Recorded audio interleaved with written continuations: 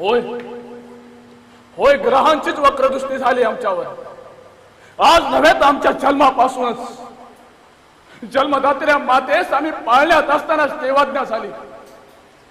थोरल्या आऊसाहेबांची पाखर आम्हाला जाण येण्यापूर्वीच तुटून पडली आणि आबासाहेब त्यांची तर जन्मापासूनच आमच्यावर वक्रदृष्टी आणि महाराजांची आमच्यावर माया नाही, हा आमचा केवळ एक समज आहे असे आपण म्हणता युवराज नाही। समज युवराजनी आपण थोरा घरी जन्मलात, माता पित्यांच्या मांडीवर लाडात वाढलात, आबासाहेबांच्या थोरल्या सूनबाई म्हणून रायगडावर थाटा माटात वावरलात। आमच्या पोरक्या जीवनाची दर्दभरी कहाणी आपणास नाही कळायची। आम्हाला जाण आल्यापासून ठाऊक आहे तो फक्त आणि फक्त आबासाहेबांच्या डोळ्यातील धाक आमच्या मनावर कोरली आहे, ती त्यांच्या ओठांवरील सुन्न झरप आमच्या पोटात कालवते त्यांचं छत्र, त्यांचं सिंहासन, त्यांची राजमुद्रा।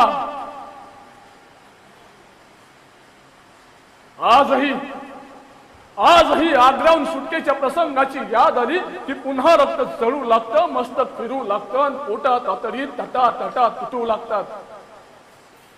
मध्यरात्री मथुरेला एका ब्राह्मणाच्या घरी मुक्काम पडला, खलबत सुरू झाली। तेव्हा निराजी पंत महाराजांना सल्ला देतात, महाराज येथून जर सही सलामत निघायचे असेल तर शंभूराजेंना येथेच ठेवून पुढील दौड करावी लागेल।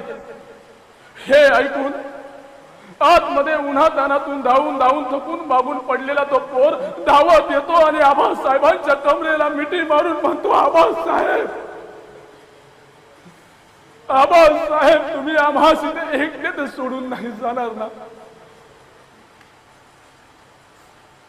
मात्र आबासाहेब एकही शब्द न बोलता युवलाच्या त्या हातांची मिठी त्यांच्या पोलादी बोटांनी सोडवत माज घराकडे बोट दाखवतात।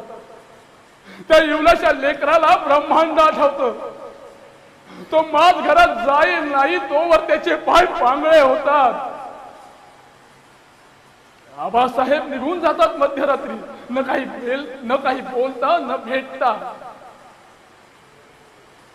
युवराजनी एकच प्रश्न विचारतो आपणास की जर आम्ही आमच्या लेकराशी असे वागलो असतो तर आपण आमची समजावना कशी केली असती?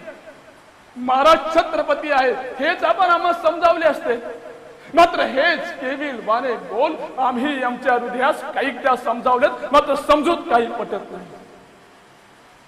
आज कुठेतरी खोलवर तडा गेलाय, तो काही सांधला जात नाही।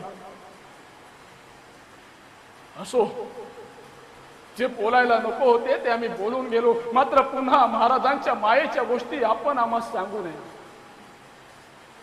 कदाचित आम्हीच चुकलो, कदाचित युवराज म्हणून आम्ही जन्म घेतला येथेच चुकलो। युवराजनी जर आम्ही आमच्या जन्माचे मालिक असतो तर आम्हीही झोपडीतला जन्म स्वखुशीने स्वीकारला असता। मग आम्हीही महाराजांचे भक्त झालो असतो, इतरांच्या सवे महाराजांच्या पराक्रमाची गाथा आम्हीही गायली असते। किमान इथे घडोघडी येता जाता महाराजांची थोरवी, महाराजांचा पराक्रम आम्हास कोणी हिणावून सांगितला नसता आणि आमच्या तुझेपणाचे चटके आमच्या सगळ्या सोयऱ्यांनी तरी आम्हास दिले नसते। बस आता येथे थांबणे नाही, या रायगडाच्या बंदिवासातून आता आम्हास बाहेर पडलेच पाहिजे।